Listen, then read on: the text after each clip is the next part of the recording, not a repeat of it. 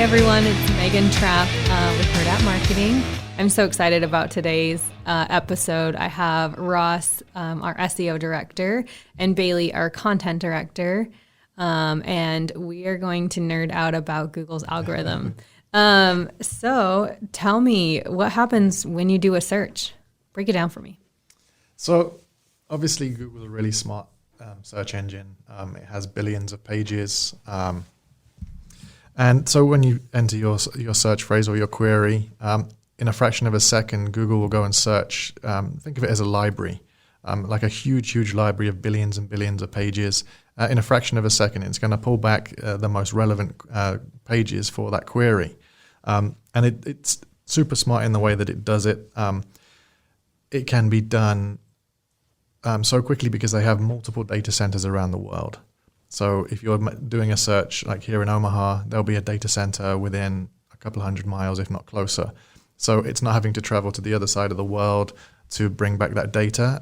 It stores multiple versions of the data all across the world. So billions and billions of pages, billions of fragments of pages that it searches through in a fraction of a second. So it's super fast, it's super smart, it knows exactly what you're looking for.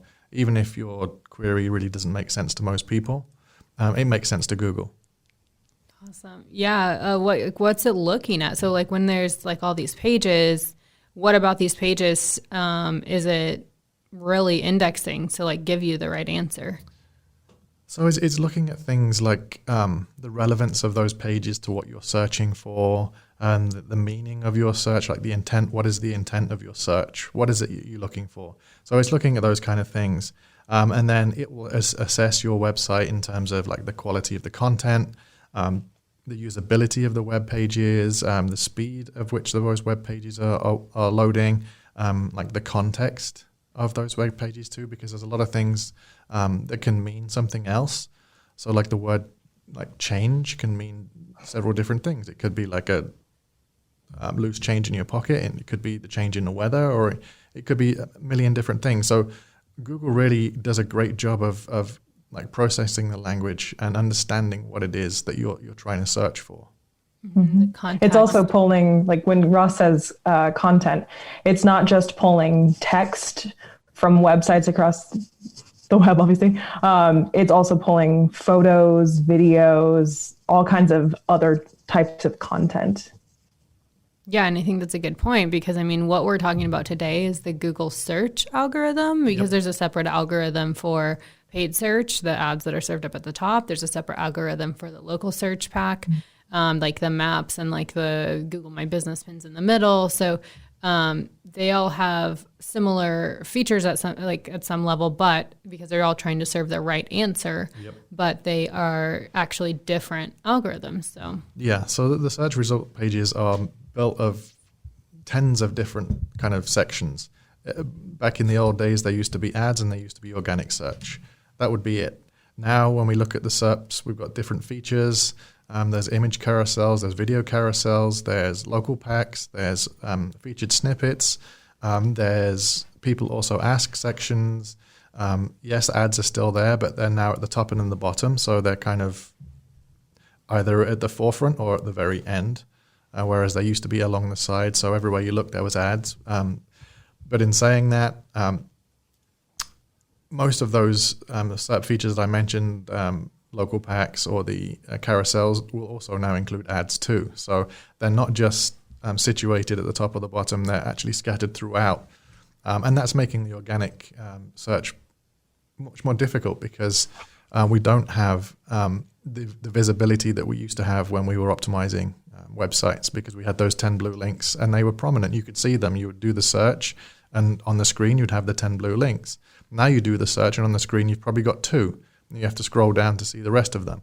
And when you're looking on a mobile device, that's even worse. It takes you about 5 minutes to scroll up to get the organic results because of all the different SERP features that are on there. So yes, a lot of those come from their own individual algorithms, but they all link into the main core algorithm. That's the main one. That's the one that's always running.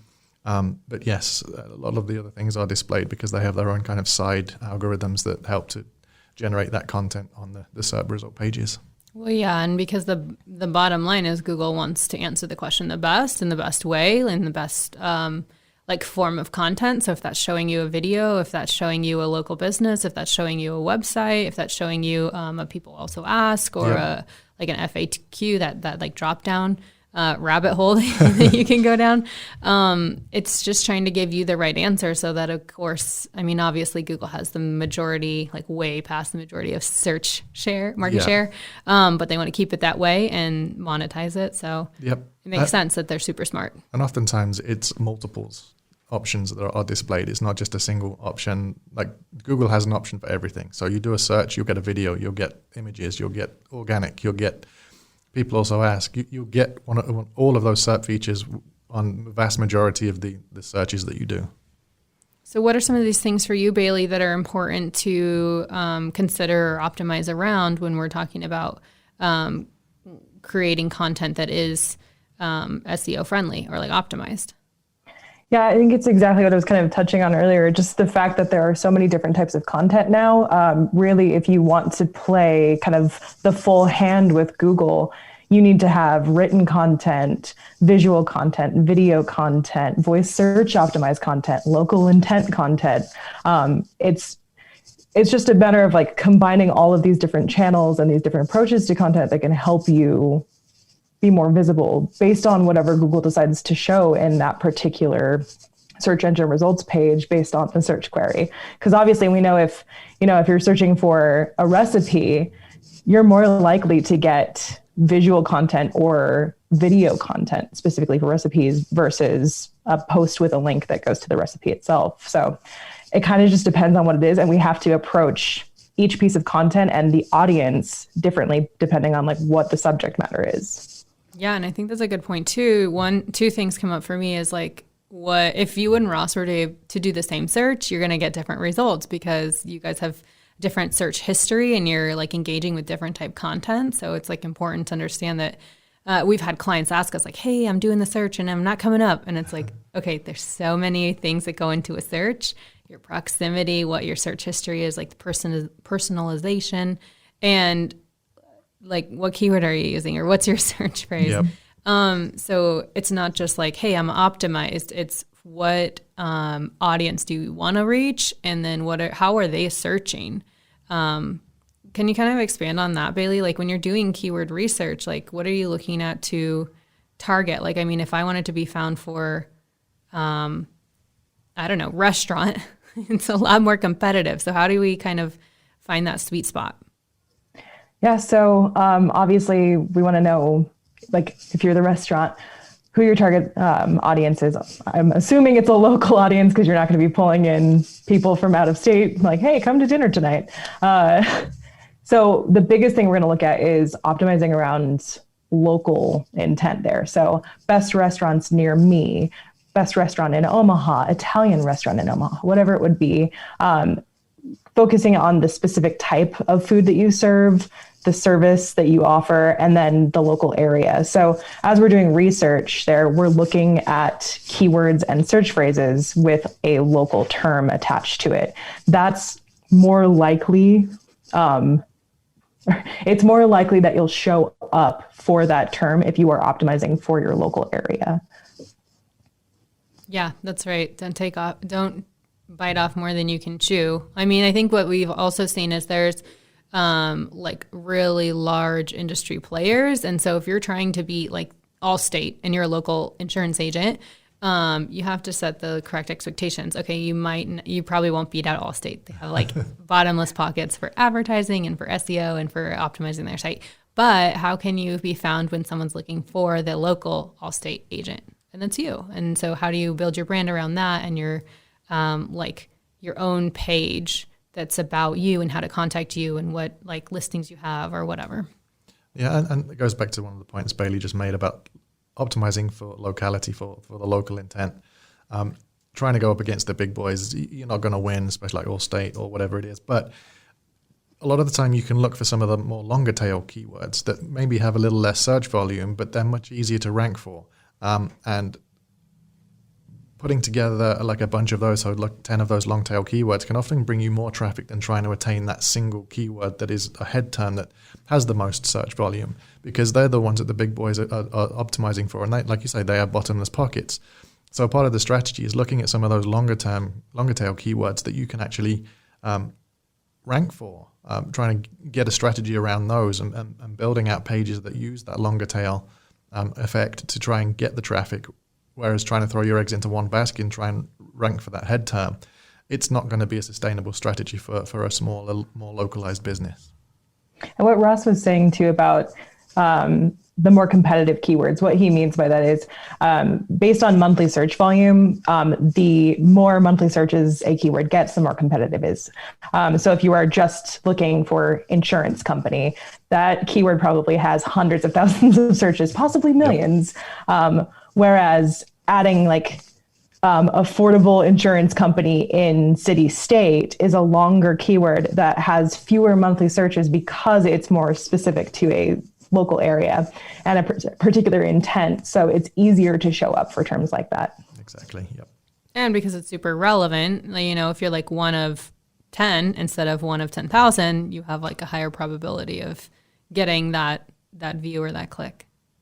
And especially as a lot of the searches now are done using the voice, you can optimize for those longer tail keywords because people are actually speaking into devices rather than typing it. When you're typing it out, you want to keep it as short and succinct as possible. But when you're speaking, you can obviously use way more words and with much less effort. So it kind of plays hand in hand with like using your mobile phone or home assistants. When you're speaking your queries, it really does fall hand in hand with those longer tail keywords. Yeah, definitely. So Bailey, do you want to dive in? Tell me about BERT and Google's changes to how they process that. As Ross mentioned, like if you're typing in something, it's like Google speak. You're like, you're an insurance agent near me. And like, that's not something I would actually ask. Like, hey Siri, can you find the nearest Allstate agent in Omaha? Like, can you explain a little bit about how Google is using BERT in the context of what we're asking it? Yep. So BERT was an update that came about, I'm going to say a year or two ago with Google. And it's a natural language processing update. Now, I'm sure you're probably like, I have no idea what that is. How do you even begin to understand that? So I'm going to break it down really simply here for you. Before BERT, Google would get a search phrase and it would look at everything on a word by word basis. So let's use the phrase tips for traveling to Paris. It would look at each one of those words individually without considering them as part of a whole phrase. So it would be tips. Okay, that could be the top of something. That could be advice. Traveling. Is that to? Is it from Paris? Is that Paris, France? Is it Paris, Texas? We don't know. And it would try to assemble what it thought was the best result for those words. And most of the time, the results came back and were fairly relevant, but occasionally certain things like prepositional phrases would throw off what your results were. So like you might get traveling from Paris and you're like, no, I'm going to Paris. And the search engine didn't understand that. Now, however, with the BERT update, Google is looking at search phrases in its entirety, so it's understanding semantically and contextually what each of those words means in the full phrase. So when I say tips for traveling to Paris, Google now knows I am looking for advice specifically for traveling from wherever I am, which it knows my location, of course, to Paris. And based on what my search history, I've probably looked at some Paris, France, like guides and travel sites, so it knows I'm looking at France.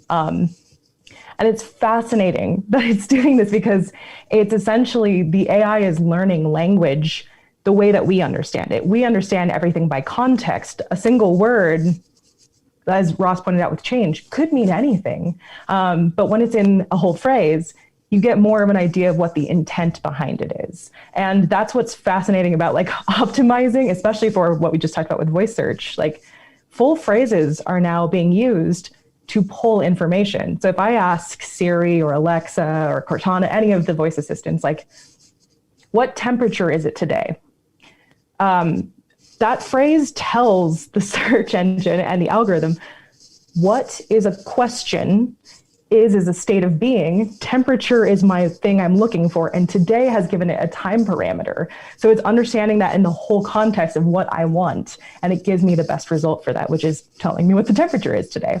So I could geek out about this forever. It's like so fascinating to me from a linguistic perspective. But it's also making it really interesting for us, like as SEOs and content marketers, like how do we continue to optimize around a language processor that's getting smarter every day?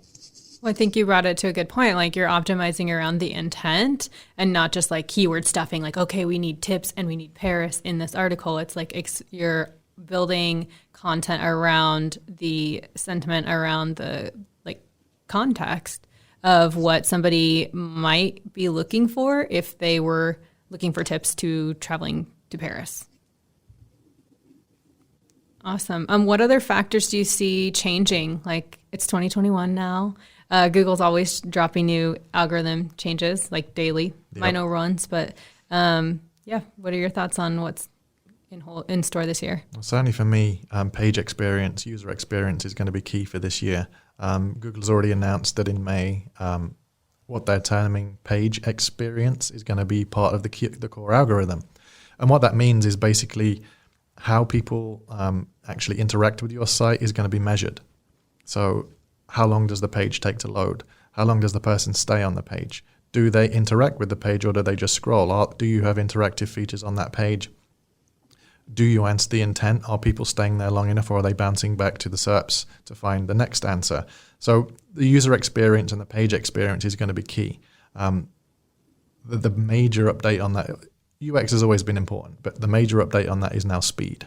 The page has to load quickly, with those being core algorithm factors now. So if your page takes too long to load, you're not going to rank as high as somebody else's page that ranks like 2 milliseconds quicker. We are talking in terms of milliseconds here, and it's going to be that important. So squeezing every millisecond out of the page load speed is going to be crucial. Certainly come second half of this year, but if we can do that now and be prepared for that and get things as quick as possible in this first 6 months of the year, then we'll be in a great position come May when the algorithm updates and page experience becomes part of that core algorithm. Yeah, I think like at the end of the day, it's doing right by like the searcher, by the client, because nobody wants to sit around and wait for a website to load. So of course, Google's going to value that, your page load speed. Yep. Or what about you, Bailey? What are some of your predictions? Obviously, we know keyword research and keyword optimization is going to be a mainstay for pretty much forever.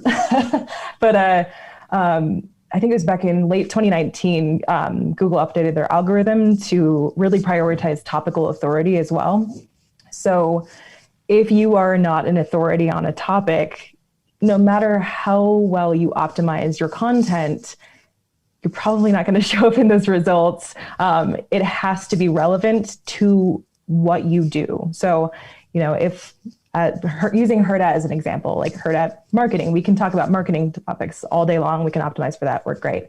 But if we tried to talk about the best cars on the market right now, that's not our subject matter expertise. And Google is going to be like, no, you don't get to optimize for that. Sorry, we're going to let cars.com and car and driver and all these other things kind of take the lead on that subject. So that's going to be huge. And then I think in line with what I was saying with how voice search is prominent and how the language processing is getting better, really emphasizing more semantic variations in your keyword research and keyword optimization. So what I mean by that is finding relatable words and phrases in line with your main keywords that you're trying to get. If you're not hitting those semantic variants, you're not providing enough context for Google to understand what your content is trying to do. So topical authority, semantic variations. Speak human, not just speak Google. Yeah, awesome.